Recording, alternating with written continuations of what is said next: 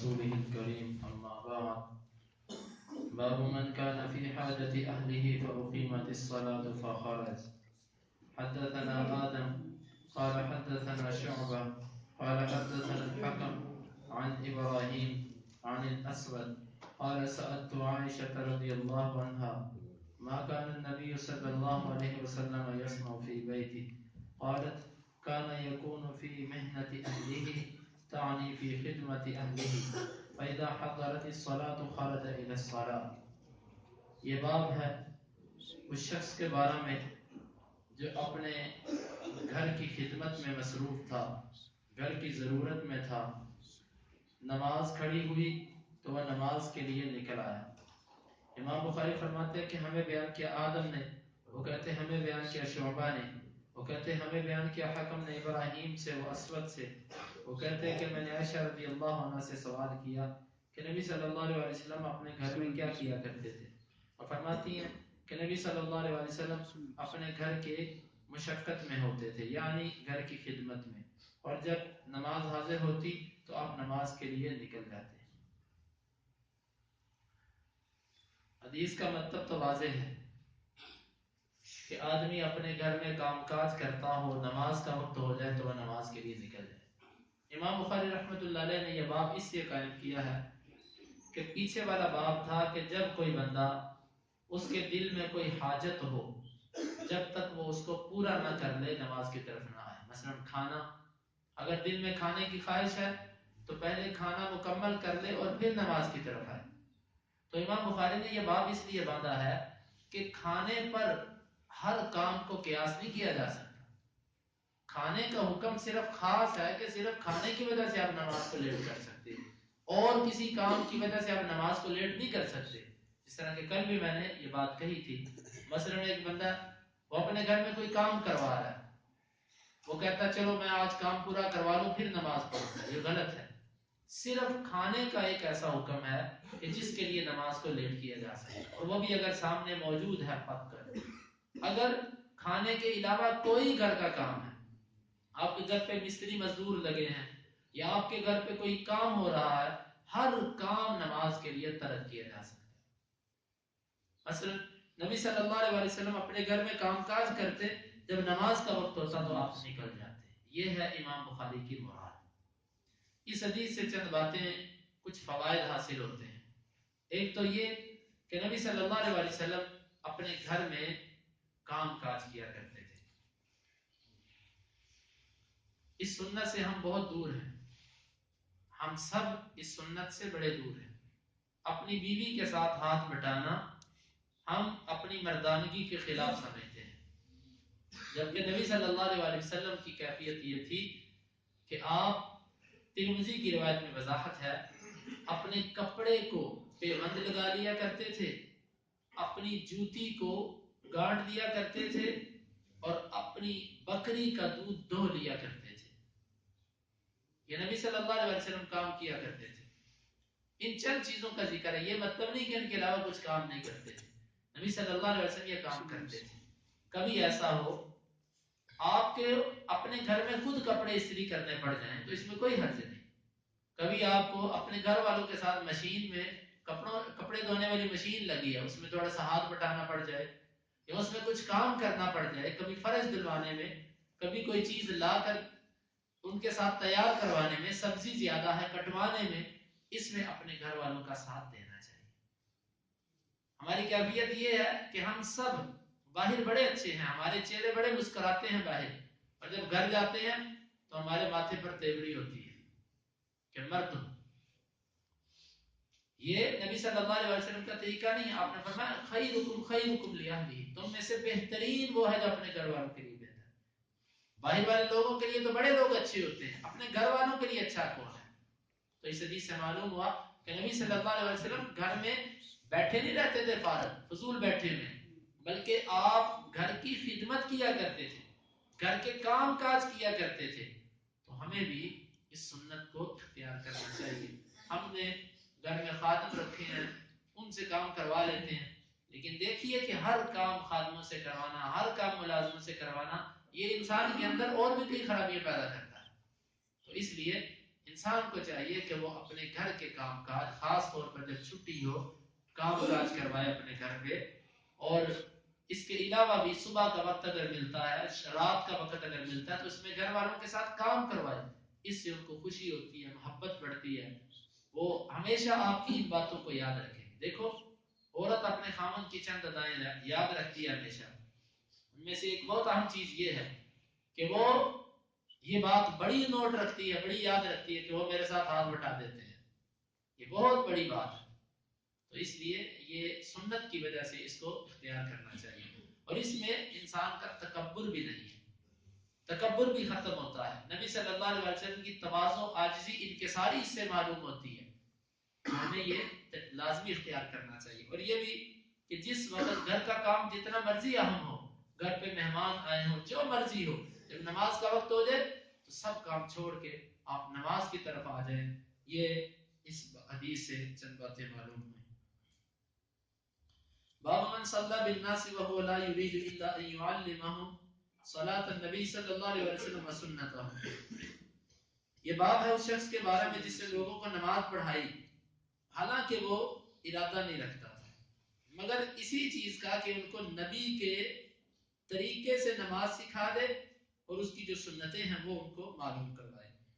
امام بخاری فرماتے ہیں کہ ہمیں بیان کیا موسیٰ بن اسماعیل نے، وہ کہتے ہیں ہمیں بیان کیا وہیب نے، وہ کہتے ہیں ہمیں بیان کیا ایوب نے ابو قلابہ سے، اور وہ کہتے ہیں کہ جاءنا مالک بن الحویرث، ہمارے پاس مالک بن حویرث رضی اللہ عنہ تشریف لائے، فی مسجدنا ھذا، ہماری اس مسجد میں، فقال انی لاصلی بکم، یقینا میں تمہارے لیے نماز پڑھنے والا ہوں، وما اريد الصلاۃ، اور میں نماز کا ارادہ نہیں رکھتا، اصلی کیف رأیت النبی صلی اللہ علیہ وسلم، نماز پڑھ کے دکھاؤں کہ نبی صلی اللہ علیہ وسلم نے کیسے نماز پڑھی. فقلت لابی قلابہ، میں نے ابو قلابہ سے کہا کیف کان یصلی، اور نماز کیسے پڑھا کرتے تھے. قال مثل شیخنا ھذا، وہ کہنے لگے ہمارے اس استاذ کی طرح. قال وكان شیخنا یجلس اذا رفع رأسه من السجود، اور ہمارا جو شیخ تھا یہ بیٹھ جایا کرتا تھا جب اپنے سر کو سجدوں سے اٹھاتا، قبل ان ينهض، اس سے پہلے کہ وہ کھڑا ہو، پھر رکعت الاولى، پہلی رکعت. باب کا مطلب یہ ہے کہ کبھی کبھار انسان بغیر وقت کے اور بغیر کسی نماز کی نیت کے، صرف یہ نیت کر کے کہ میں لوگوں کو نماز کا طریقہ سکھاؤں، اس نیت سے بھی کبھی کبھار نماز پڑھ سکتا ہے. مثلا آپ مسجد میں آتے ہو، آپ اشراق کی نماز نہیں پڑھنے آئے، آپ کسی نماز کی سنتیں نہیں ادا کر رہے، آپ کوئی فرضی نماز نہیں پڑھنے آئے یا کوئی قضا شدہ نماز نہیں پڑھنے آئے، بلکہ آپ صرف اس نیت سے مسجد میں آتے ہو کہ میں لوگوں کو نبی صلی اللہ علیہ وسلم جیسی نماز کا طریقہ سکھانے کے لیے نماز پڑھوں، اور میرا کوئی فرض نماز ادا کرنے کی نیت نہیں ہے، سنت ادا کرنے کی نیت نہیں ہے، صرف نیت یہ ہے کہ پڑھنی نماز ہی ہے، لیکن اس نیت سے کہ لوگوں کو میں نماز کا طریقہ سکھاؤں. یہ بھی ایک نماز کی ایک صورت ہے. یہ اس کا مطلب نہیں ہے کہ اللہ کا قرب حاصل کرنا اس میں مقصد نہیں ہے، مقصد اس میں بھی اللہ کا قرب ہے، ایک نیکی مقصود ہے، لیکن یہاں پر نیت کوئی خاص یا کوئی سببی نماز نہیں ہے کہ جس کا کوئی سبب بن جائے تو بندہ اس کو ادا کرتا ہے، بلکہ یہ صرف اور صرف اس نیت سے پڑھی جا رہی ہے کہ میں لوگوں کو نماز کا طریقہ سکھاؤں. تو اس طریقے سے بھی نماز پڑھی جا سکتی ہے. اب حدیث میں یہ ہے کہ وہ موسیٰ مالک بن حویرث، یہ وہ صحابی ہیں جو آخر میں مسلمان ہوئے. نبی صلی اللہ علیہ وسلم کے پاس یہ وفد آیا تھا 20 لوگوں کا، آپ نے ان کو چند دن آپ کے پاس رہے، پھر آپ نے ان کو رخصت کر دیا. ان سے اللہ کے نبی نے کہا تھا کہ صلو کما رأیتمونی اصلی، تم نماز اس طرح پڑھو جس طرح مجھے پڑھتے دیکھا ہے. پھر یہ لوگوں کو بھی اس طریقے سے نماز سکھایا کرتے تھے جس طریقے سے نبی صلی اللہ علیہ وسلم نماز پڑھا کرتے تھے. یہ مسجد میں آئے اور لوگوں سے کہا کہ میں کوئی خاص نماز نہیں پڑھنا چاہتا اپنی، بلکہ آج صرف اور صرف تمہیں سکھانے کے لیے نماز پڑھنے کے لیے آیا ہوں، نماز پڑھ کے دکھاؤں گا. چنانچہ یہ آئے، انہوں نے نماز پڑھ کے دکھائی. راوی کہتا ہے کہ میں نے ابو قلابہ سے کہا، ابو قلابہ یہ تابعی ہیں، شاگرد ہیں مالک بن حویرث کے، میں نے ان سے پوچھا کہ بتلاؤ مالک بن حویرث نے نماز کیسے پڑھی. ابو قلابہ جو تابعی ہیں وہ فرماتے ہیں کہ ہمارے شیخ کی طرح، ہمارے استاذ کی طرح انہوں نے نماز پڑھی. وہ کہنے لگے تمہارا استاد نماز کیسے پڑھتا ہے؟ وہ کہنے لگے ہمارا استاد ایسے نماز پڑھتا ہے کہ جب پہلی رکعت پوری ہو جاتی ہے اس کے 2 سجدے پورے کر لیتا ہے، دوسری رکعت کے لیے جب وہ کھڑا ہونے لگتا ہے تو کچھ دیر بیٹھتا ہے اور پھر کھڑا ہوتا ہے، جس کو جلسہ استراحت کہتے ہیں۔ پہلی رکعت جب آپ نے پوری کر لی، 2 سجدے جب آپ نے پورے کر لیے، اس کے بعد دوسری رکعت کے لیے جب کھڑے ہونا ہے تو کچھ دیر بیٹھنا اور پھر کھڑے ہونا، اس کو جلسہ استراحت کہتے ہیں۔ یہ ہمارا امام کیا کرتا تھا، مالک بن حویرث بھی یہ کیا کرتے تھے۔ خیر اس کی تفصیلی بات انشاءاللہ اپنے مقام پر آئے گی، وہاں پر ہم گفتگو کریں گے جلسہ استراحت کی حیثیت کے حوالے سے۔ اس پر جواز پر کسی کا اختلاف نہیں ہے، جلسہ استراحت کے جواز کے سب مذاہب قائل ہیں، کوئی فقہی مذہب اس کے خلاف نہیں ہے، میرے علم کے مطابق کوئی فقہی مذہب اس کے خلاف نہیں ہے، جائز سب قرار دیتے ہیں۔ کوئی اپنی جہالت کی وجہ سے انکار کرے تو الگ بات ہے، جواز پر سبھی قائل ہیں۔ مسئلہ ہے اس کے استحباب اور بعد اس کے وجوب کے، وہ انشاءاللہ گفتگو یہ چند باب بعد یہ آئے گا، ہم وہاں پر انشاءاللہ اس پر گفتگو کریں گے۔ جلسہ استراحت یعنی کہ اس پوری حدیث میں سبق یہ ملا کہ ابو قلابہ نے مالک بن حویرث کی جس چیز کو پیش کیا، جس چیز کو یعنی کہ ظاہر کیا پوری نماز میں، وہ جلسہ استراحت۔ تو جلسہ استراحت بڑا اہم ہے، ہمارے نمازیوں کے اندر بھی یہ مسئلہ ہے کہ امام صاحب ابھی جلسہ استراحت پر بیٹھتے ہیں تو پیچھے سے پہلے ہی کھڑے ہو جاتے ہیں۔ اللہ کے بندو یہ نہیں کھڑا ہونا چاہیے، امام جب تک کھڑا نہ ہو جائے اس وقت تک آپ کھڑے نہ ہوا کرو، امام کے پیچھے پیچھے رہنا چاہیے، امام سے آگے نہیں نکلنا چاہیے۔ اس حدیث سے چند باتیں معلوم ہوئی، ایک یہ کہ ایک استاد اور ایک امام کو چاہیے کہ کبھی کبھار اپنے مقتدیوں کو جمع کر کے نبی صلی اللہ علیہ وسلم کا طریقہ نماز سکھائے، کہ اللہ کے نبی اس طریقے سے نماز پڑھا کرتے تھے اور کوئی مقصد نہ ہو اس کا، صرف اللہ کے نبی کے نماز کا طریقہ سکھانا۔ اور یہ کام نبی صلی اللہ علیہ وسلم نے بھی کیا۔ ایک مرتبہ آپ تشریف لائے، آپ ممبر پر کھڑے ہو گئے، آپ نے ممبر پر کھڑے ہو کے اونچی جگہ پر کھڑے ہو کر نماز پڑھی، بخاری میں یہ روایت ہے، اونچی جگہ پر کھڑے ہو کر نماز پڑھی آپ نے تاکہ لوگ مجھے دور سے دیکھ لیں کہ میری حرکات و سکنات اور میرے ہاتھ باندھنے رفع یہ ان سارے طریقے کیا ہیں میرے۔ آپ نے ان کو نماز پڑھ کے دکھائی، قیام ممبر پر کیا، رکوع ممبر پر کیا، جب سجدہ کرنے کی باری آئی آپ الٹے پاؤں نیچے اترے، منہ نہیں موڑا، الٹے پاؤں نیچے اترے اور پیچھے اتر کر آپ نے سجدہ کیا۔ سجدہ کرنے کے بعد جب دوسری رکعت شروع کی پھر آپ ممبر پر آ کر کھڑے ہو گئے، پھر آپ نے ممبر پر ساری نماز پڑھی اور سجدہ پھر زمین پر جا کر کیا۔ ایک استاد کا، ایک امام کا یہ حق بنتا ہے کہ وہ اپنے مقتدیوں کو کبھی کبھار جمع کرے اور ان کا نبی صلی اللہ علیہ وسلم کا جو طریقہ نماز ہے وہ سکھائے۔ اور اس سے یہ بات بھی معلوم ہوئی کہ صحابہ اس چیز کا اہتمام رکھتے تھے، یہ نہیں کہ جس کا جہاں دل کرتا وہ ہاتھ باندھتا رہے، جس کا جیسے دل کرتا وہ نماز پڑھتا رہے۔ بھائی شاید آپ کے ذہن میں یہ مسئلہ ایسے ہو، لیکن کتاب و سنت اس چیز کی اجازت نہیں دیتے کہ جیسے بھی بندہ چاہے ویسے نماز پڑھتا رہے۔ نبی صلی اللہ علیہ وسلم کا طریقہ نماز ایک ہے۔ بعض لوگ کہتے ہیں نبی نے ہاتھ باندھ کر بھی پڑھی، چھوڑ کر بھی پڑھی، اوپر بھی باندھے نیچے بھی باندھے، رفع یدین کیا بھی نہیں بھی کیا، یہ صرف ایک لفاظی ہے، یہ لفاظی ہے، ایک چین ہے لفظوں کی، حقیقت سے اس کا کوئی تعلق نہیں ہے۔ حدیث کی کتابیں آپ دیکھ جائیے، آپ کو صحیح طریقہ سے نبی صلی اللہ علیہ وسلم کے نماز کا ایک ہی طریقہ ملے گا، زیادہ طریقے اللہ کے نبی سے نہیں ہے نماز کے۔ باب اہل العلم والفضل احق بالامامہ، یہ باب ہے علم والے اور فضیلت والے امامت کے زیادہ حقدار ہیں۔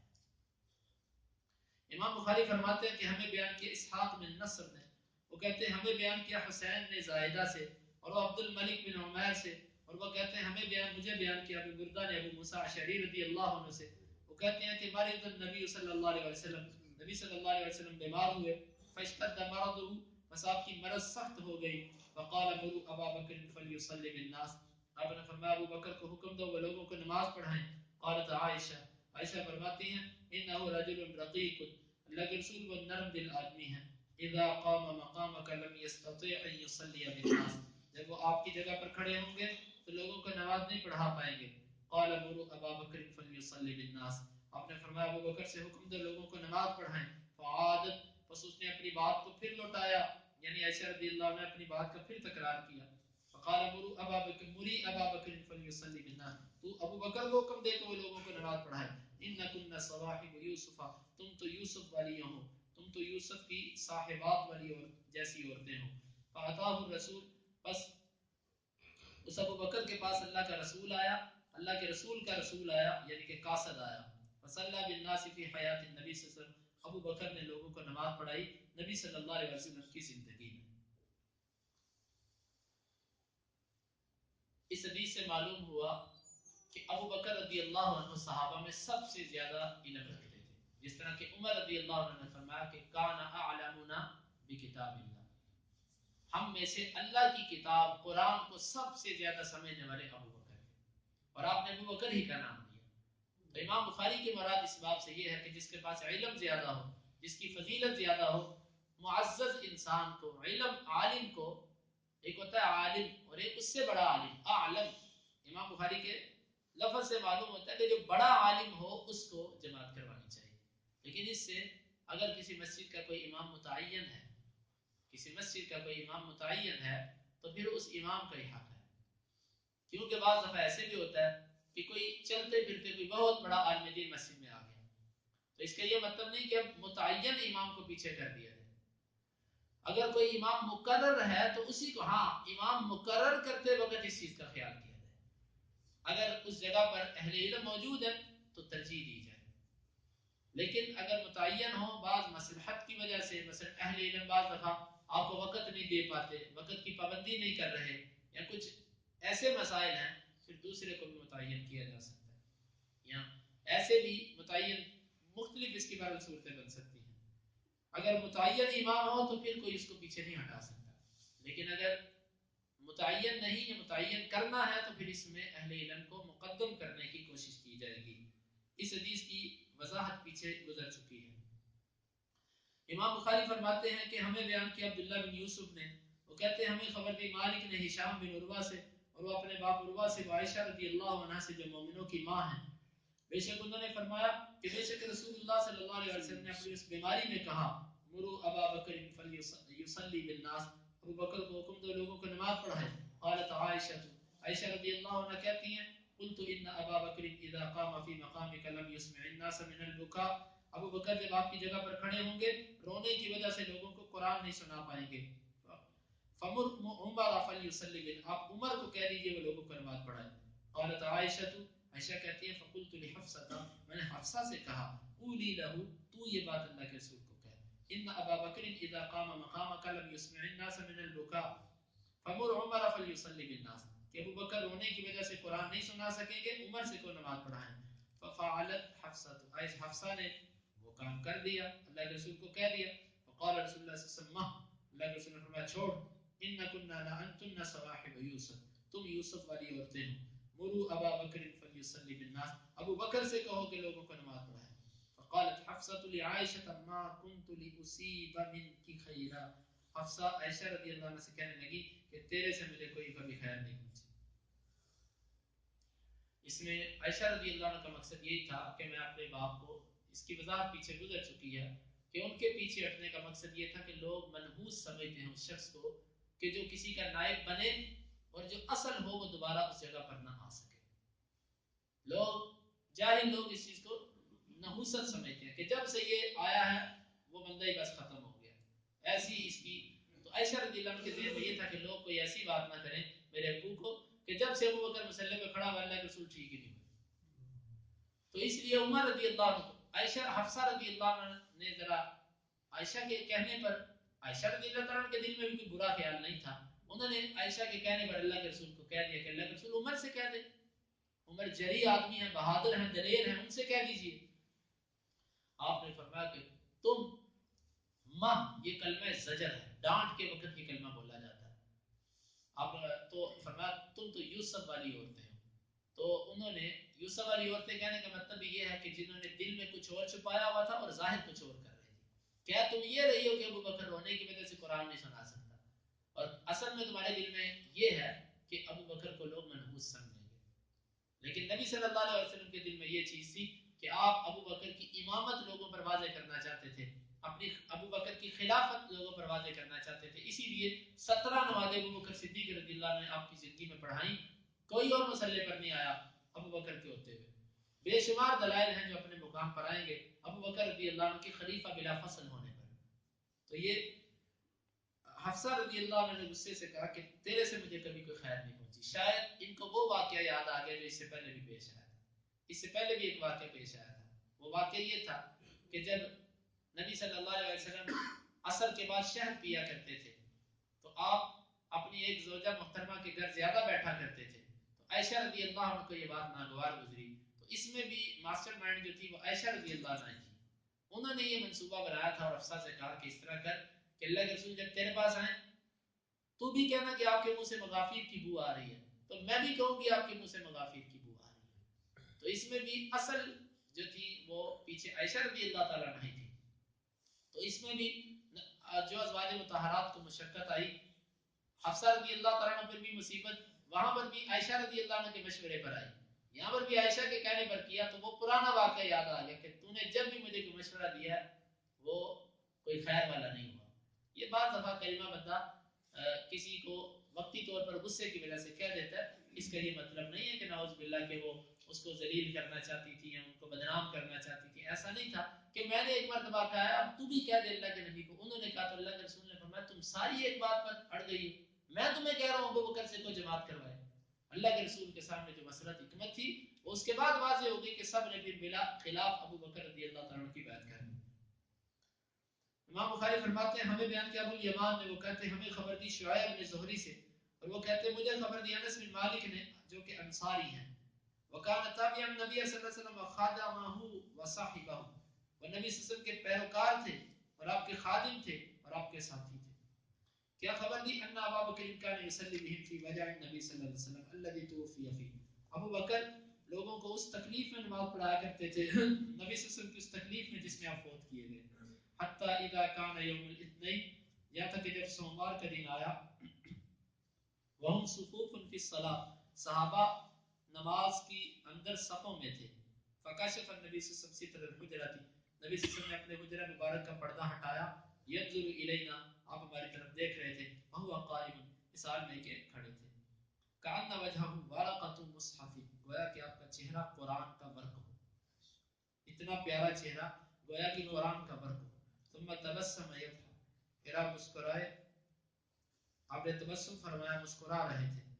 فهممنا ان نفتتن من الفرح برؤية النبي صلی اللہ علیہ وسلم, بس ہم قریب تھے کہ ہم فتنے میں واقع ہو جاتے اس خوشی کی وجہ سے جو نبی صلی اللہ علیہ وسلم کے چہرے کو دیکھنے سے آئی تھی. فنکس ابو بکر رضی اللہ عنہ علی عقبیہ, بس پیچھے ہٹنے لگے ابو بکر اپنی ایڑیوں کے بل, لیصل الصف, تاکہ وہ صف میں آ کے مل جائیں.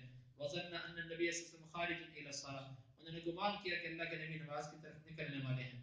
فاشار الینا النبی صلی اللہ علیہ وسلم ان اتموا صلاتکم, اللہ کے نبی نے فرمایا کہ اشارہ کیا اپنی نماز پوری کرو. وارخ الستر, اور آپ نے پردے کو ڈال دیا. فتوفی فی یومہ, بس آپ اسی دن فوت کر دیے گئے. اس حدیث میں انس رضی اللہ عنہ وہ آخری دن کی نماز کی کیفیت بیان کر رہے ہیں کہ آخری دن بھی ابو بکر رضی اللہ عنہ نے نماز پڑھائی جس دن اللہ کے نبی اپنی تکلیف میں فوت ہوئے. آپ کو کچھ افاقہ ہوا, آپ اٹھے اور اپنے گھر کے پردے پر آئے. آپ نے پردے کو ہٹا کر اپنی بوئی ہوئی کھیتی کو دیکھا کہ وہ کھیتی لہلہا رہی ہے. نبی صلی اللہ علیہ وسلم مسکرائے خوشی کی وجہ سے. ایک وقت وہ بھی تھا کہ جب نبی صلی اللہ علیہ وسلم کی بات کی تصدیق کرنے والا ابو بکر کے سوا کوئی نہیں تھا. ایک ایک کر کے نبی صلی اللہ علیہ وسلم نے اس کھیتی کو تیار کیا. وہ کھیتی پک گئی, تیار ہو گئی. نبی صلی اللہ علیہ وسلم نے اپنا نائب اس مسئلے پر دیکھا تو آپ کا چہرہ مسکرا پڑا. صحابی کہتا آپ کا چہرہ ایسے تھا جیسے قرآن کا ورق ہوتا ہے.